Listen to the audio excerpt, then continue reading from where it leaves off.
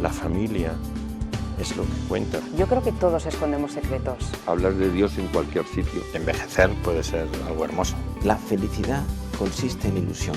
La voluntad en varias direcciones. Yo no he perdido nunca la ilusión por vivir. La crisis está en la persona. Una actitud positiva es siempre bueno para todos, ¿no? Palabras a medianoche, con Jesús Fonseca.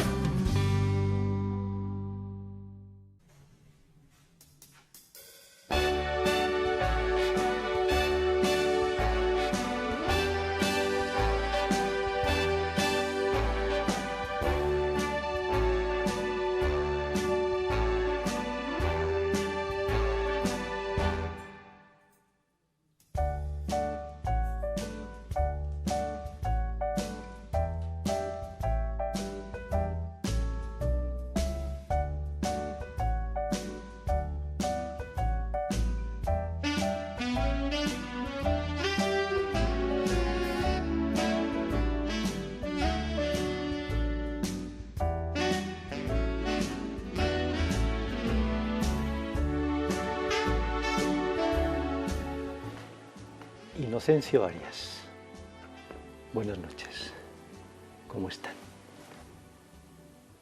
Aunque todo el mundo lo conoce como Chencho, un primer espada de la diplomacia de nuestro país. El rostro más conocido de los diplomáticos españoles. Y una de las trayectorias de más largo alcance y más fecundas al servicio de España, de los intereses de los españoles. Larga trayectoria, fíjense ustedes que la empezó con Francisco Franco, caudillo de España por la gracia de Dios, y la acabó con José Luis Rodríguez Zapatero. Casi nada. Ha hecho muchas cosas Chencho Arias. Ha llevado el nombre de nuestro país por los 5 continentes, pero no solo, porque además fue también, esta es la otra faceta de Chencho Arias, director del Real Madrid, y otras muchas ocupaciones que vamos a ir descubriendo a lo largo de esta entrevista. Como esa película que hiciste con Berlanga.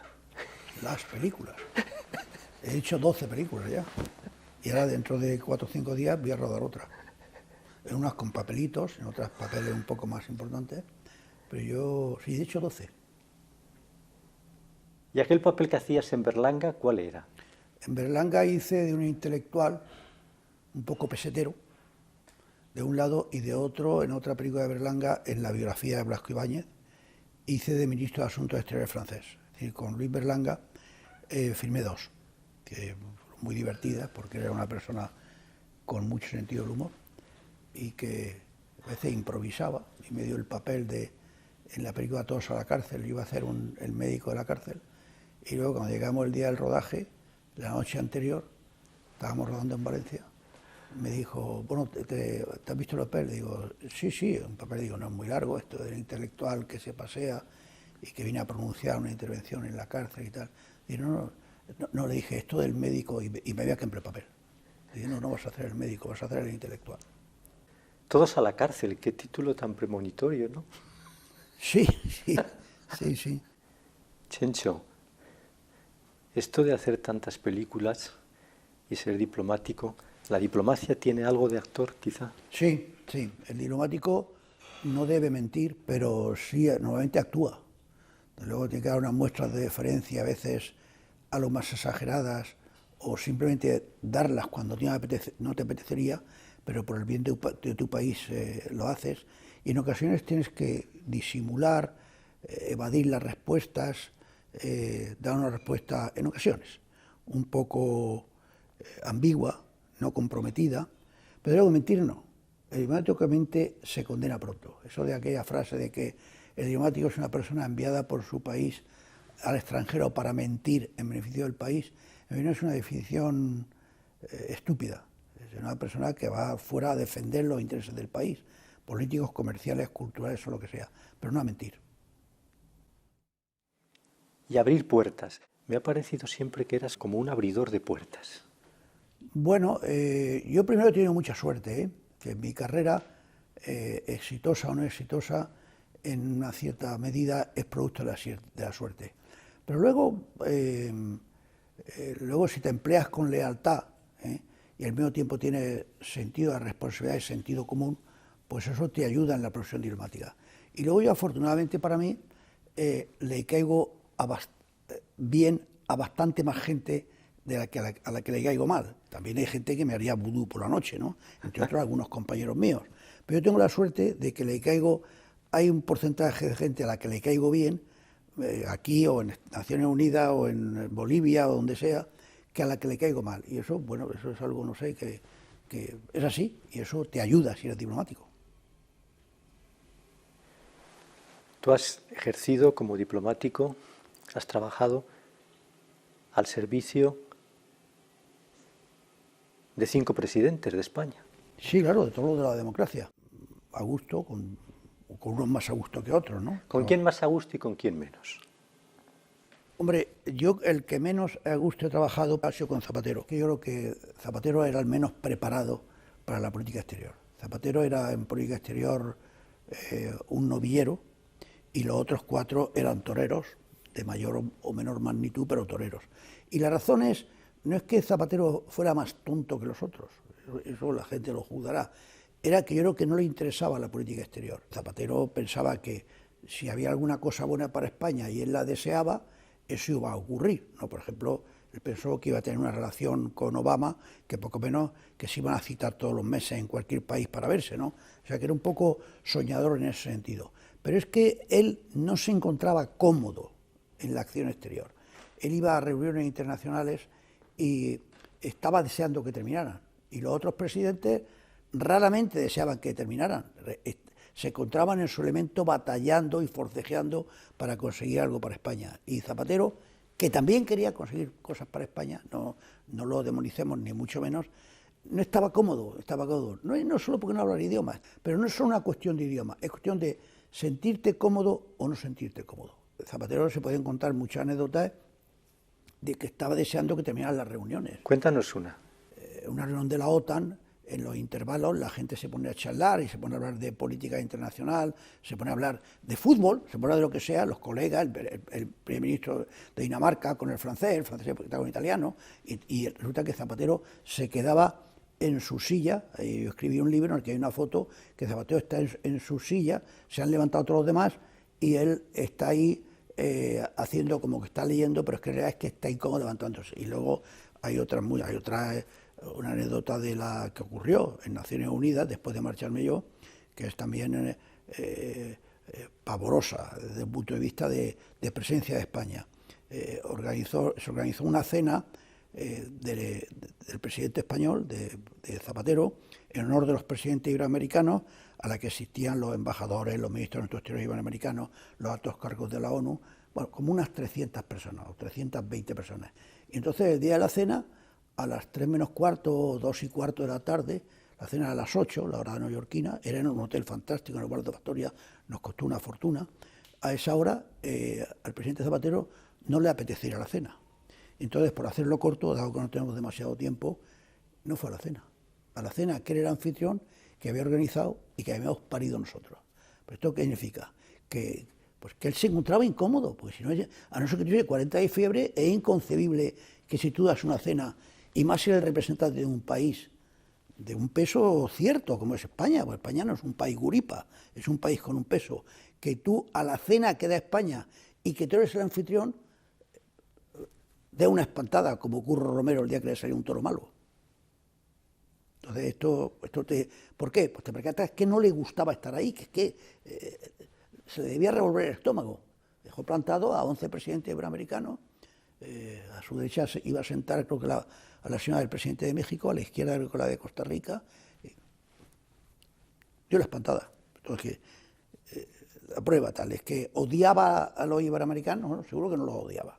Él no es antipático, Zapatero. Es verdad que no le gusta esa cosa de la diplomacia y de las cenas y de las conversaciones diplomáticas y de los encuentros con extranjeros, no le gusta. El fútbol, una de tus pasiones. Bueno, una de tus pasiones muy relacionada también con la diplomacia, porque qué mejor embajador que el fútbol, ¿no? El fútbol es un gran embajador, sí, el fútbol puede unir y desunir, pero desde luego el fútbol es un deporte que tiene una proyección como ningún otro acontecimiento en el mundo. Es una fábrica de sueños y millones de personas que lo siguen. Lo cual no quiere decir que siempre una, con frecuencia... Puede también los disunir. Con frecuencia el fútbol, desde que originó una guerra entre Honduras y El Salvador, hasta que cuando se produce un encuentro un poco controvertido, bien desde un punto de vista de que los jugadores llegan a las manos o bien de que el árbitro mete la pata, eso puede desunir. Imaginemos un partido, el partido que recientemente el Madrid le ganó al Barcelona 3-1, imaginemos que el Madrid lo hubiese ganado con un fallo arbitral. Aunque el árbitro actuase... Sí, ¿para qué queremos más? ¿Para qué queremos más? Y a eso se uniría inmediatamente, habría un montón de propagandistas que tendrían muchos púlpitos en Cataluña que dirían, una vez más, es la prueba de que el gobierno no quiere a Cataluña, de que los españoles nos quieren y de que España nos roba. Hasta en el fútbol nos roban. Pero no es que lo habría dicho una persona, le habrían dicho bastantes personas si hubiese ocurrido, y lo que es peor, y ese es el drama, no habría pocos que se lo habrían creído. Chencho, ahora que sale Cataluña, tú que has sido embajador de España en tantos países, que has dirigido la Oficina de Información Diplomática, que has estado al frente de operaciones muy importantes para levantar el nombre de nuestro país y defender los intereses de las empresas y de los españoles, te pregunto, la crisis, el paro, el proceso secesionista catalán, de esas tres cosas, ¿qué te parece lo más preocupante? Sin ninguna duda el tema catalán. Hoy el tema catalán es más preocupante, porque aunque se ha demostrado en la consulta, entre comillas, que hay una mayoría de catalanes que no acudieron a votar, y evidentemente todos los que son separatistas sí acudieron. ¿Sí? Es impensable que un separatista se hubiese quedado en casa ese día. Los separatistas, no solo que tuviesen 40 de fiebre con 39 iban a votar, que tuviesen 40 de fiebre, o que hubiese un caso aislado de un tipo que ese día le había dicho a la vecina de arriba, mi marido va a estar fuera, y se estaba timando con ella hace tiempo, y entonces dijo, bueno, el plan de mi vida, si no son esos dos casos, una promesa religiosa de ir a Roma de rodillas ese día porque se le ha creado un hijo, todos los independentistas estaban allí, estaban votando. Y sin embargo, no pasaron del 32 o 33%.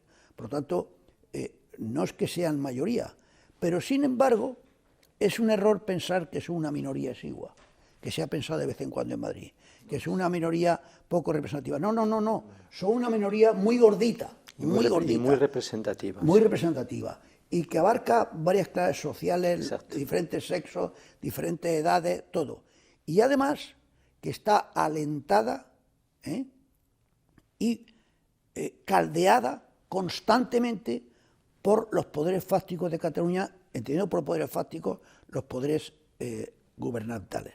Es decir, la Generalitat de Cataluña está constantemente caldeando el ambiente e intentando crear más separatismo. Y la apoyan en eso, también lamentablemente, una parte no despreciable del aparato mediático catalán. Por lo tanto, ahí España tiene un problema y serio. Cualquier frase que uno diga, cualquier hecho que ocurra, es interpretado allí, difundido y permea parte de la sociedad catalana como algo anticatalán, ahí tenemos un gran problema. Si el Barcelona está jugando con el Sevilla y pitan un penalti a favor de Barcelona que es injusto, no pasa nada, los de Sevilla estarán cabreados, pero no piensan aquí está el gobierno de Madrid detrás, porque el gobierno de Madrid está detrás para tal, no, pero sin embargo, cuando ocurre con el Barcelona, inmediatamente el victimismo aflora y es fomentado y caldeado y encendido. Hemos vuelto al fútbol, Chencho. Hemos vuelto al fútbol. A ver qué te parecen a ver qué les parecen, qué les recuerdan a ustedes, qué te recuerdan a ti, Chencho, estas imágenes que vamos a ver ahora. Corre primero Di Stéfano. E inmediatamente Vidal, que pasará a Gento, pero atención que Di Stéfano va a rematar el segundo. Soberbio cabezazo y resultado final de 2-0 para el Madrid. Bueno, yo creo que es el mejor jugador de la historia. Para mí es mejor, el único comparable que sería Pelé, porque los otros grandes como Maradona o como Cruyff, que han sido tan geniales como Alfredo Di Stéfano, su trayectoria cronológica, los años que han sido geniales, han sido más cortos, sobre todo de Maradona. Luego Maradona, además, su imagen se ha empañado. Alfredo Di Stéfano es, para mí, objetivamente, el mejor jugador que había en la historia, porque era entre los 7 o 8 más grandes de la historia, o 10, ha sido el más regular y el que ha durado más tiempo. Eso es lo que le ha hecho. Estaba entre los excelsos, pero no ha sido una cuestión de 4 años, ni ha sido que jugaba bien un partido y otro regular. Alfredo Di Stéfano siempre jugaba, era el mejor, el segundo o el tercero. Y luego tengo una razón subjetiva mía, muy personal, íntima, por la cual yo venero la imagen de Di Stéfano. Yo no era partidario del Real Madrid y cuando era ya mayorcito, con 22 años, quiero recordar, yo fui a ver un partido del Real Madrid en Alicante contra el Hércules. Yo no era partidario del Real Madrid. Y el Real Madrid hizo un partido tan sublime, tan espectacular. Yo no quería poder jugar al fútbol y yo viéndolo jugar pensé, lo que hacen ellos yo no lo podría hacer en mi vida, lo que hace Gento, Di Stéfano o Del Sol, yo no lo podría hacer en mi vida. Y entonces, como San Pablo, me caí del caballo, cegado por la luz blanca, y dije, yo solo quiero pertenecer ya a esta religión. Entonces me convertí al Real Madrid. Y gracias a Alfredo Di Stéfano. Aparte más que era un tipo, luego yo escribí un libro y lo saqué en el libro, eran los 3 personajes del libro, y lo encontré un tipo muy socarrón, muy simpático, con un sentido del humor muy argentino, y un tipo que se entregó siempre y que quería al Madrid, y si no argentino, quería a España, o sea, un tipo que me encantaba. Alfredo Di Stéfano, Gento, Zarra. Volvamos a la diplomacia.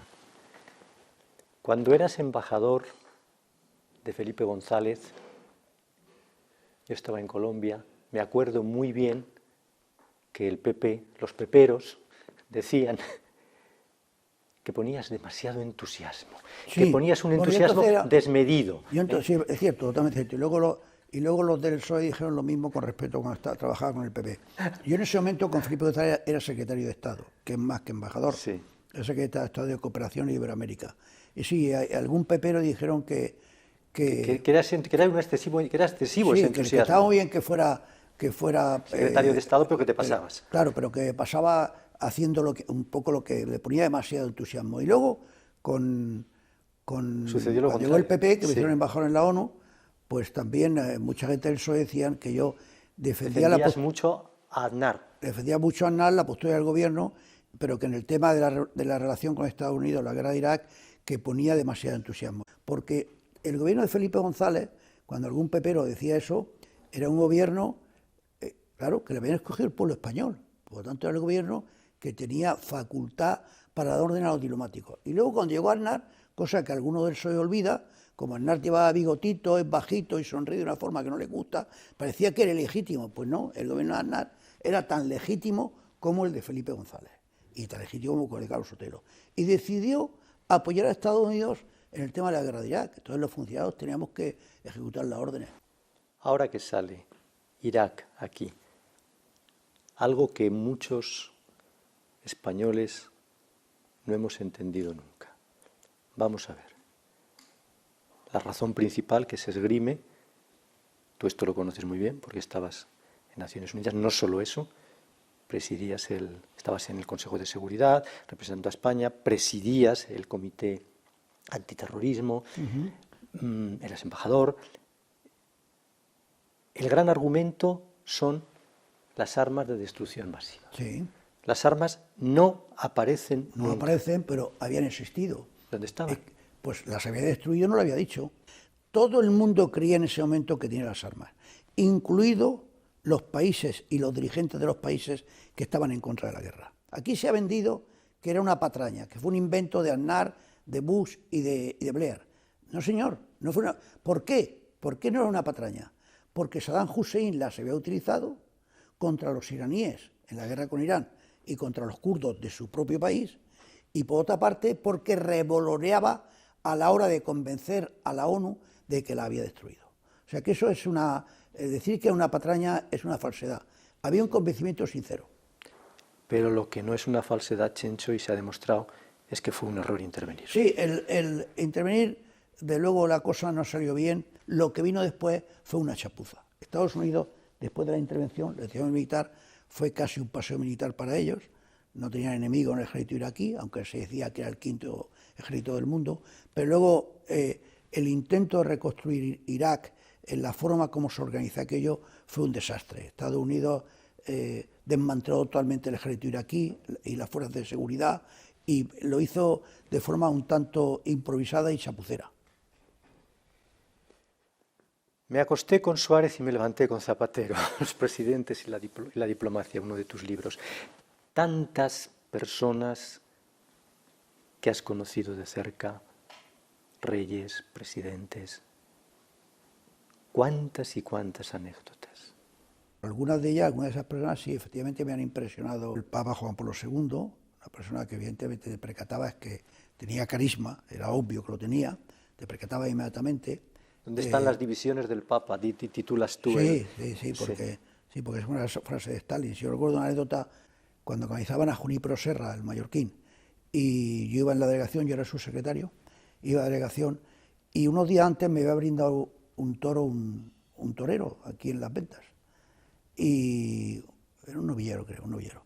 Y entonces yo, sin saber qué regalarle, compré una medalla de la Virgen de la Paloma, y la llevé. Entonces, cuando iba presidiendo la delegación, este hombre que era muy buena persona, un mallorquín que fue presidente del Congreso, Pons. Félix Pons. Sí. Cuando Pons me presentó, yo le dije, Santidad, si me permite, le dije en francés, porque me dijo, no hay que hablar en francés ahora, o en italiano, pero no en inglés. Entonces yo saqué la medalla y le dije, Santidad, me gustaría que me la bendijera, es para un torero. Y me dice el Papa, dice, ¿cómo dice? Digo, claro, yo no sé, dice torero, yo no sé cómo dije la palabra. Y dice, ¿cómo dice? Digo, c'est pour un torero, le togó, tal. Entonces él entendió y me dijo, lo necesita, y la bendijo. Sí, muy simpático. La capacidad que tenía de repentización, era muy simpático, muy carismático. Me acuerdo de aquello que me dijiste una vez en el palacio de Leopold Sédar Senghor en Dakar, capital de Senegal, en una recepción, y me dijiste, qué tostonazo, pero qué tostonazo es este. Aquí todo el mundo cree que las recepciones, sí, no, es un peñazo. Dices tú, pero qué peñazo, pero qué tostonazo. Pero es que lo son. Y dijiste, y añadiste esto, aquí creen todos que va a aparecer la mujer más maravillosa del mundo. Nunca aparece. Y nunca aparece, y si aparece no está para ti. Claro, no es para ti, claro, si aparece no es para ti. Esa señora insinuante con un canalillo divino y tal, no está. Y si está, no es para ti, claro. Ni de cerca ni de lejos. Lo decía antes, Chencho, los diplomáticos, los verdaderos diplomáticos, yo creo que sois fundamentalmente abrepuertas, personas que saben abrir las puertas. Y tú, que has abierto tantas puertas, te pregunto, ¿cuáles son las claves para eso, para abrir puertas? Bueno, yo creo que ahora que estamos hablando de la tema, yo creo que la honradez, la lealtad, la sinceridad, el hablar claro, y en la diplomacia, aparte de hablar idiomas, que es necesario, lo diplomático que no habla idiomas, es el sentido común. Tú darte cuenta en cada minuto, ¿qué es lo que debo hacer yo para beneficiar a mi país, para que un expositor de pintura pueda exponer, para que una persona consiga un contrato? Utiliza el sentido común. El sentido común es capital. Y luego, claro, no racanear. Cuando hay que arrimar el hombro, se arrima, ¿no? Pero ser honesto y tener sentido común. Honestidad y sentido común. España. ¿Qué te sugiere la palabra España? Hombre, sugiere tantas cosas, y los que creemos en ella, pues un país de gente muy hospitalaria, de gente amable, normalmente simpática, y que ha hecho grandes progresos con la democracia y con la economía. Ya hay que decir la verdad, ya Franco había creado una clase media, porque a veces pensamos que todo surgió en la democracia, no había Franco de clase media, España había dado un salto económico considerable en la época de Franco, pero en fin, la España democrática es un país amable, yo diría que solidario, simpático, hospitalario y con ganas de tener paz y tranquilidad. Vamos a llamarlo porque ha ladrado, eso es que quiere entrar. Es que está llegando alguien. Vamos a decirle que entre para que lo vean también nuestras telespectadoras y telespectadores. El perro de Chencho, ¿cómo se llama? Se llama copla, como la copla española. Como la copla, porque a ti te gusta la copla, además de Frank Sinatra. Me gusta Sinatra. mucho la copla, pero no lo bauticé yo, lo bautizó mi hija, pero me gusta mucho la copla. Y Concha Piquer, por ejemplo. Ok, copla, sí. Qué guapa es ella. Qué guapa es la copla. Ya está mayor, pero está muy guapa. Es que es muy guapa la copla. ¿Cuántos años tiene? Pues yo que voy a cumplir ahora dentro de 5 o 6 días, cumple 12. Es muy guapa la copla. Pero bueno, 12 años es poquito, ¿no? Bueno, ya son unos añitos ya, sí. Ya me quiere mucho a mí, ¿verdad? Sí, ya 12 años, sí. Pues hemos empezado con Frank Sinatra y nos vamos a marchar con Doña Concha, porque la copla es ella. Fantástico, la copla con un pasodoble español. Pues con un pasodoble español. Por ejemplo, churumbelerías. Pues con churumbelerías nos vamos a marchar en honor de Inocencio Arias, embajador de España, Chencho para tantas y tantas personas en el mundo entero, en España y en medio mundo, que te conocen y que te quieren. Bueno, en mi pueblo sobre todo, y en mi familia. Muchas gracias. Muchas gracias, Chencho, muchísimas gracias. Y a ustedes, gracias por haber estado una semana más aquí en Palabras a Medianoche, juntos en este rato de charleta. Hasta pronto. Buenas noches.